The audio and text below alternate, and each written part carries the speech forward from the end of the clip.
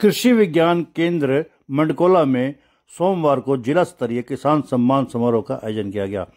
इस अवसर पर राज्यसभा सांसद रेखा शर्मा व खेल राज्य मंत्री गौरव गौतम मुख्य रूप से उपस्थित हुए। इस अवसर पर बिहार के भागलपुर से पीएम नरेंद्र मोदी की वर्चुअल मीटिंग को भी सुना गया।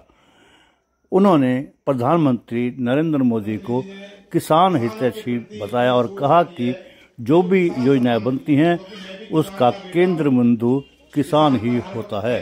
कई बार ऐसा मौका आ जाता है कि भाई कोई हमें खाद खरीदनी हो या कोई और दवाई खरीदनी हो, तो उस सभी को सोच करके, क्योंकि कभी भी किसान भाइयों ने ये नहीं कहा कि हमें भी एक पेंशन के रूप में, एक सम्मान के रूप में कि हमको भी कोई पैसा दिया जाए। हर वक्त मोदी जी किसानों के प्रति सोचते रहते हैं। आपको ये भी बताऊं मैं कि अगर खाद से सब्सिडी हटा दी जाए तो किसान भाई खाद को खरीद नहीं सकते।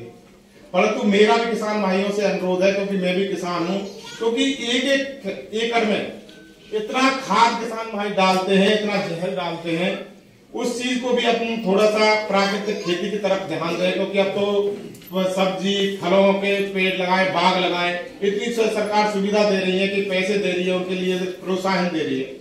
2014 में कि ये सरकार गांव, गरीब, किसान, पिछड़े को समर्पित सरकार है। इसीलिए इस देश के प्रधानमंत्री जी का जो विजन है, जो सपना है कि भारत का अगर किसान मजबूत होगा तो ये देश मजबूत होगा। इसीलिए वो जो भी योजना बनाते हैं, हर योजना का केंद्र बिंदु किसान का परिवार या किसान या उसका मध्यम परिवार होता है। ऐसे देश के यशस्वी प्रधानमंत्री आज 19वीं किस्त सीधा किसानों के खाते में डाल रहे हैं। पहले किस प्रकार की सरकारें चलती थी आप सबको पता है। सीधे किसानों के अकाउंट है, सीधो किसानों के अकाउंट में उनका सीधा पैसा जाता है। और पहले की सरकारों में उनके मंत्री कहते थे कि हम 1 रुपया भेजते हैं, 15 पैसा पहुंचता है।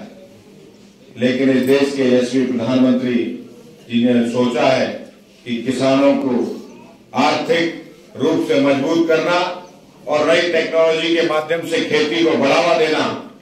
इस प्रकार के कार्यक्रमों में इस देश के यशस्वी प्रधानमंत्री और उनकी टीम इसी कार्यक्रम के नियम हमारी राज्यसभा सांसद पहुंची है रेखा शर्मा जी।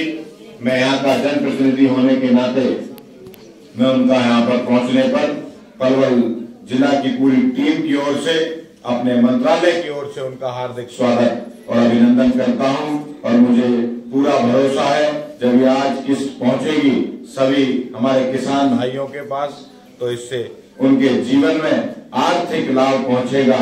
और नरेंद्र मोदी जी जिस प्रकार से किसानों के लिए दिन रात काम कर रहे हैं, युवाओं के लिए काम कर रहे हैं, गांव के लिए काम कर रहे हैं, उनका सपना है कि गांव समृद्ध हो। गांव अगर समृद्ध होगा, स्वच्छ होगा, सुंदर होगा, दिव्य और भव्य होगा, तो स्वाभाविक रूप से ये देश की तरक्की को कोई रोक नहीं सकता।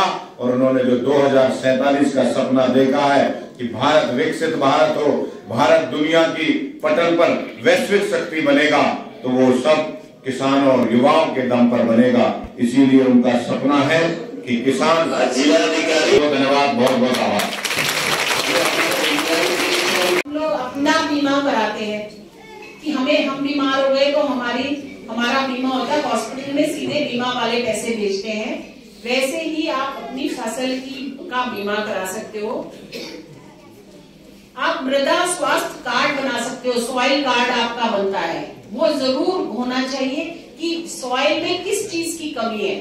मेरे पास गार्डन में छोटा सा जगह है जहाँ मैं सब्जी उगाती हूँ और वहां पर कुछ उग नहीं रहा था, तो मैंने पूसा इंस्टीट्यूट से पूछा और उन्होंने आकर कुछ स्टडी करा कि इसमें ये खेत खाद डलेगी तो आप ज्यादा अच्छे से उगा सकोगे। वैसे ही आप अपनी मिट्टी की उसकी क्या हेल्थ है, उसकी हेल्थ क्या है, वो आप उसका कार्ड बना सकते हो और उसमें क्या उगाया जाए, वो मिट्टी किसके लिए अच्छी है, वो आप कर सकते हो। अगर आप वैज्ञानिक रूप में इन सब चीजों का ध्यान रखते हुए खेती करोगे तो मुझे लगता है आपके और बहुत बहुत फायदा होगा। प्रधानमंत्री कृषि सिंचाई योजना है, प्रधानमंत्री किसान मानधन योजना है, कृषि अवसंरचना कोष है, ऑपरेशन ग्रीन्स है जो 18-19 में चला था, प्रधानमंत्री कुसुम योजना है। और इन योजनाओं को मैं कहूंगी डीसी साहब से इनको भी विस्तार से थोड़ा समझाया जाए ये योजनाएं क्या हैं, क्योंकि योजनाएं सिर्फ किताबों के लिए नहीं होनी चाहिए, आप तक पहुंचनी चाहिए। ऊपर बैठे लोग बनाते हैं और ये सोच के बनाते हैं कि हमारे किसान भाइयों को बहनों को फायदा होगा, लेकिन यदि नीचे बैठे लोग उनको आप तक नहीं पहुंचाते तो गलती हम सबकी है। और मैं चाहूंगी कि डीसी साहब और एसडीएम साहब और यहाँ इस इंस्टीट्यूट के जो लोग हैं वो आप तक इन योजनाओं को विस्तार रूप में पहुंचाएं। मैं आप सबको कहूंगी कि आज का जो कार्यक्रम है उसमें ध्यान से माननीय प्रधानमंत्री जी को सुने और हम सब की तरफ से अगर एक धन्यवाद की चिट्ठी हम लिख सके प्रधानमंत्री जी को, डीसी साहब से कहूंगी कि आप ये एक चिट्ठी वो प्रधानमंत्री जी को पहुंचाएं कि उन्होंने ये बात सोची कि आपको हर साल ये छोटी ही अमाउंट सही लेकिन आपको हर साल ये हाथ खर्च के लिए मिले। उसके लिए आप सबकी तरफ से मैं भी माननीय प्रधानमंत्री जी का धन्यवाद करूंगी।